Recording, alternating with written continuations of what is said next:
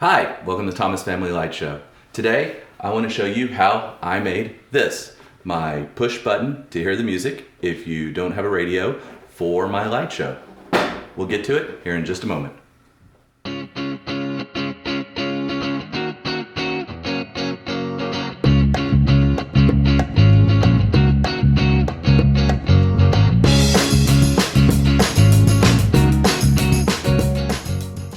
So if you've got a light show like myself and my family, and you're looking for a way to hear that music on demand if you don't have a radio, something you can do is purchase a push the button to hear the music, or you can possibly build one. I looked at a lot of different ones out there, a lot of the ones that are push the button to hear the music that you can purchase that are from some great retailers out there. They require you to tie that into your FM transmitter signal that's coming off of your sound card for your music. In my case, just where everything is at in my show, I wanted to design something a little bit different.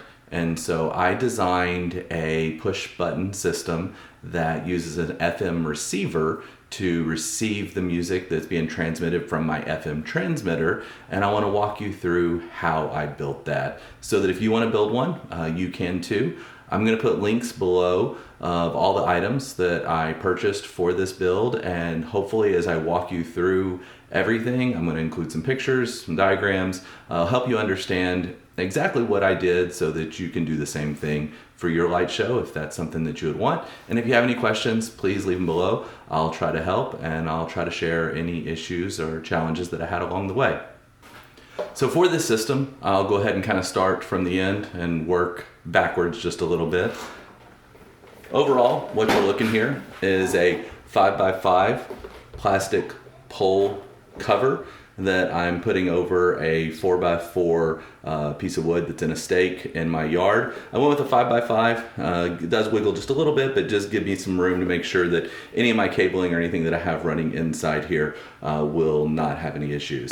Went up with a light up button here, just kind of works for the evening. I'll talk about how you can see that, and then I also can place items such as this around the button. You can press Rudolph's nose, and I'm in the process of making a sign so that people know to push that button if they need music. What you have here are just some standard marine grade speakers, Pile. Purchased those from Amazon so they can handle the weather and everything that is outside. And then all the wires are going inside of the pole, just using some P5 grommets here to help just kind of keep that a little bit clean looking in that regards to the install. Everything's going through that pole and then is coming into my control box that you can see there on the bottom in the back, and we'll dig into what is going on in that control box. From a power standpoint though, I did just attach an X-Connect cable, so this is pulling 12 volts off of one of my power expansion boards so that I can power the entire system. So inside of my control box, my FM receiver, my amplifier for my speakers, my timer circuit, and my 12 volt to 5 volt DC to DC converter. Now, the reason I had to use this 5 volt converter is because my FM receiver runs on 5 volts, whereas my timer circuit and my speakers are running on 12 volts. Along with my light that lights up my push button is also a 5 volt light. So I'll walk you through how I have everything wired up. To start off with, specifically as the 12 volt is coming in from my expansion board through my X-Connect cable here, you'll see that those 12 volts are coming into my 12 volt to 5 volt converter.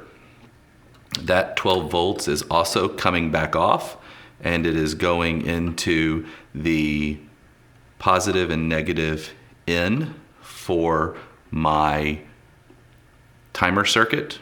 That will end up coming, the output of that timer circuit ends up going into my amp that will be controlling my speakers. You can look at the wiring for this here in this image. The 5 volts from the DC to DC converter is coming out, and I have it powering my FM transmitter. And then I also have 5 volts coming out, and it is going through the timer circuit signal that's going out and combining and going to my push button. And that push button then has 5 volts that's going out to power the push button also. And that's specifically powering the LED light that goes to the push button. And then again, the relay switch that's built into the push button. So what happens here is that when you press the button, it completes the circuit that's running through the timer relay. When that timer relay gets that signal that the circuit is complete, it will start the timer. When it starts the timer, it allows 12 volts from this side to go to this side and output to my amplifier, turning my amplifier on and then transmitting out to my speakers.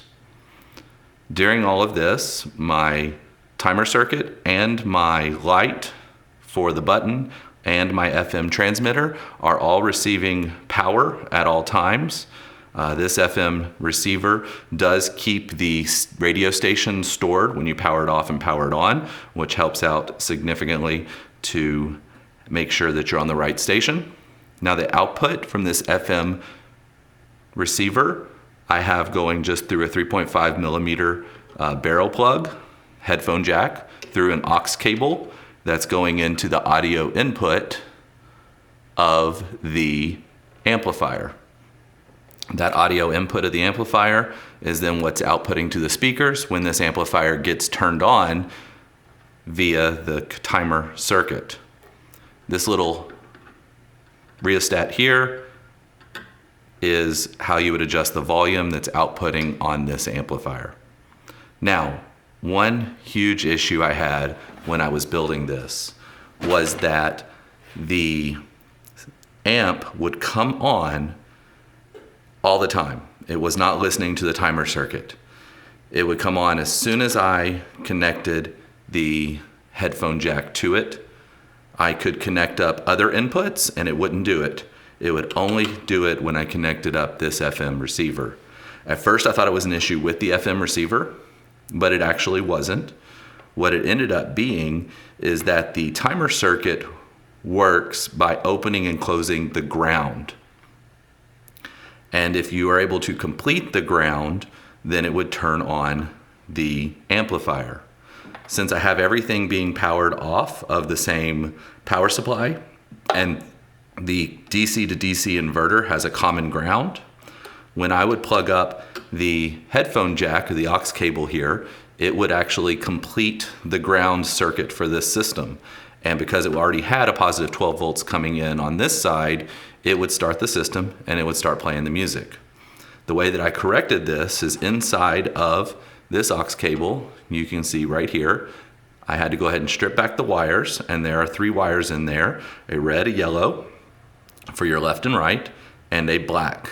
And the black was the ground for this type of cable that I have specifically. And so when I went ahead and cut that ground, so now I just have left and right, and it is feeding into the aux input for the amplifier, it allows it to work seamlessly.